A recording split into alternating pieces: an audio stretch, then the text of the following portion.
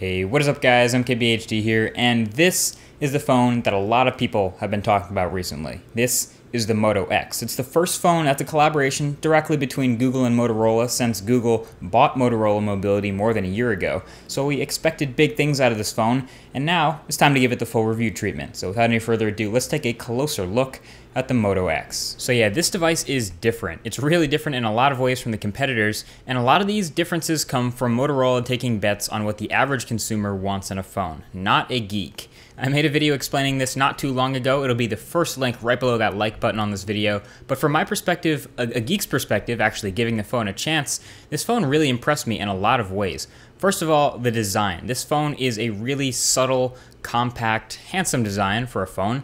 Motorola basically decided that a phone with a rounded back is easier to hold, so they built it around that. And they built what I think is one of the nicest curves in any phone out there. Much better to hold than what we saw attempted in the Samsung Galaxy Nexus. So the Moto X has a curved back and it fits well in the hand, and it actually has a stacked battery inside to take up all that space. We'll get to the battery in a second, but basically this phone is packed to the gills with the internals. The storage is not expandable. It uses a nano SIM instead of a regular micro SIM. It's crazy, but the phone feels super solid. Oh, and it also helps that this phone has a rubberized back. So it's not glossy plastic like the Galaxy S4, but it's also not solid metal like the HTC One. So it's a nice sweet spot right in between, and I like it. It also has a dimple right in the middle of the back, and I just really like it for some reason. I'm not sure why, but I'm glad it's there. And again, that soft touch back is just a great feel for anything handheld. The one thing I don't like about the outside is the headphone jack being up on the top, but that's really a minor complaint, just a preference. But alongside that headphone jack, you will find a microphone. And you'll find another microphone in the chin of the phone, and yet another one on the back. So this phone has 3 microphones essentially for noise cancellation to be able to isolate voices, which it'll need. Now inside the Moto X is the reason why a lot of spec heads have a hard time wrapping their head around this phone. So check this out. It's essentially rocking multiple CPUs, some of which are dedicated to certain tasks, all in order to optimize battery life. They call it the X8 system, and they're made up of the dual-core main processor, a version of the 1.7 GHz Snapdragon S4 Pro.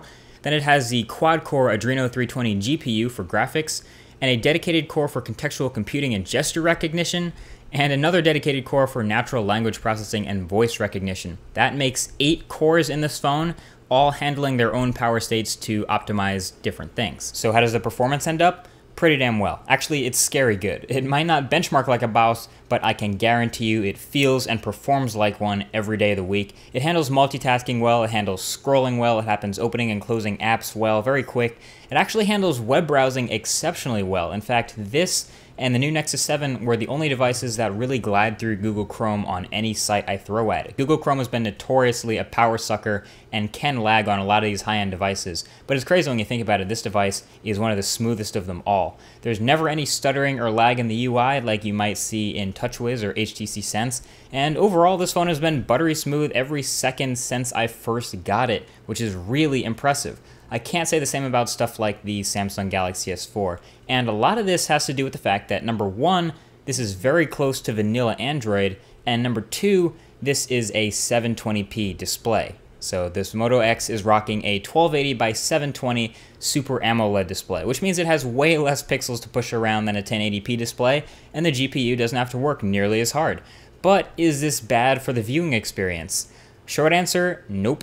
In fact, take it from me, someone who absolutely loves resolution and high pixel density, the only time I can see a difference between this and a 1080p display of the same size like the HTC One is when you put them side by side right next to each other. And the average person is never going to do that. The average person is never going to spot a pixel on this display. It comes in at 316 pixels per inch, right in line with the iPhone 5, and has a very bright, saturated colors thanks to that AMOLED display. Nice contrast, nice viewing angles and everything. It was a little bit warm in color temperature, and I would have liked it to be a little bit more accurate, but then again, that's what you expect from an AMOLED display, and you can really only tell the difference when you're holding it next to an IPS display. So yeah, I would say the trade-off Motorola made here was a good move, as the display still looks tack sharp to my eyes, and the frame rates are through the roof when compared to other 1080p phones. Also, the Moto X takes advantage of that AMOLED display with its unique notification peak system. So when your phone is not in use and it's facing up, like on your lap or on a table, it sort of breathes the notification peak in and out. And when you want to check it, you just tap and hold and you can read your latest notification up top. All of the rest of your notifications will be shown down below, and you can swipe down to unlock and get to those. Anytime you get a new notification, it'll take over the peek top window, so you can peek that. I kind of wish I was able to peek at more than one notification at once, but for now, it's just the newest one at a time. Now, if any other smartphone without an AMOLED display attempted to do this kind of thing, it would burn through the battery life super fast. Since that is an AMOLED display, these thin white characters you see are the only pixels being lit. So the rest of the display is still off, so it really doesn't take much power at all. Now, we mentioned earlier that there's a dedicated core just for natural language processing on the Moto X, and that actually brings us to one of my favorite features on the Moto X, and even if it's not a feature that people are going to use all the time, I think it's going to impress a lot of people, and when a lot of people start to get to use this, they're not going to want to go to another phone that doesn't have this. And that is the ability to speak to your phone and have it give you answers and perform actions without you even touching it or waking it. So the Moto X can be completely asleep, and I can go, when I say I want to ask for the weather, and I just want to know what the weather is outside, I can just say, okay Google now, what's the weather outside? Now there's a little bit of a delay before it gives me the weather. 87 degrees and mostly cloudy in Hoboken. And that's because it actually needs to finish listening and then wake up the Google Now service and then punch in all the information and then search it and then deliver the answer. So there's a little bit of a process, so it may not seem as natural and quick to just ask the phone a question and have it immediately deliver an answer as if it was already awake, but it is a cool feature and I think a lot of people are going to like it. Okay Google Now, how tall is the Empire State Building?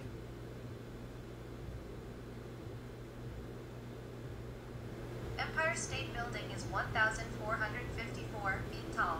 So this is another one of those things that most phones would chomp through battery if they tried, since they'd be activating all of their cores to pull it off. The Moto X, like we said, has a dedicated low-power chip just for this kind of stuff. It also recognizes your voice from when you first set it up, and it actually does a really great job, thanks to all those microphones, of rejecting other noise and isolating your voice and not responding to other people who don't sound like you.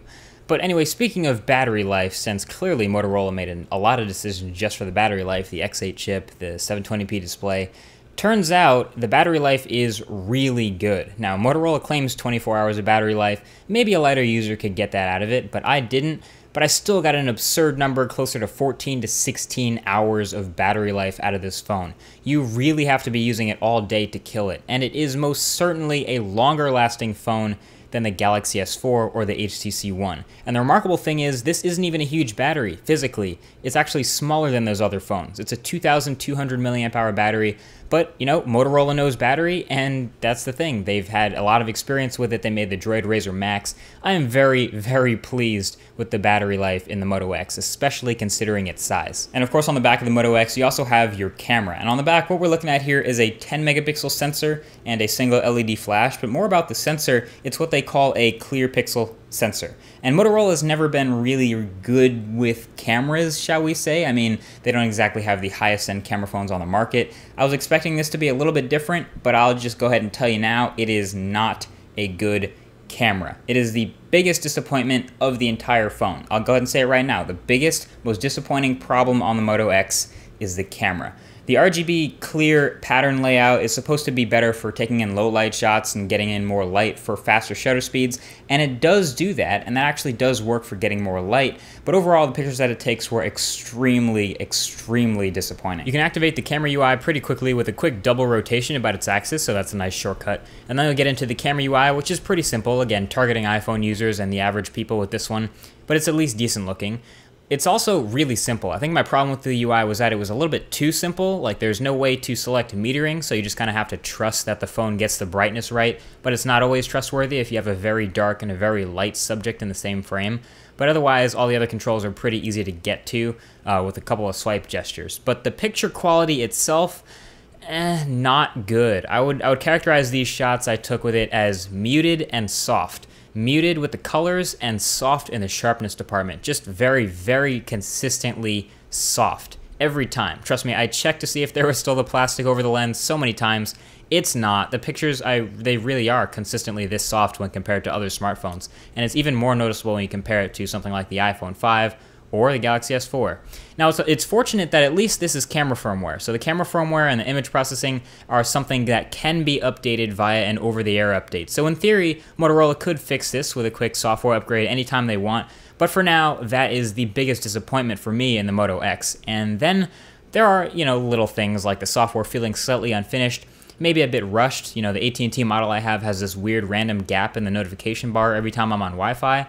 And when you turn the quick toggles sideways, they get a little weird, and they don't take up all the space. And even that translucent on-screen navigation bar at the bottom, while I like that, it's really good, it's also pretty inconsistent, and sometimes they're clear, sometimes they're black. Again, if Motorola is listening, these things can be fixed with software updates, but right now they are the biggest complaints.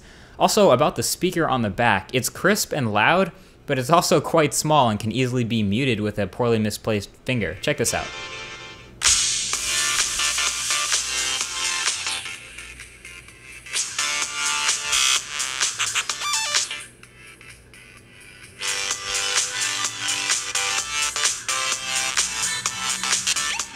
But you know what? Beyond all its little minor shortcomings, I really love using the Moto X. It's been one of my favorite phones to mess around with in a long time.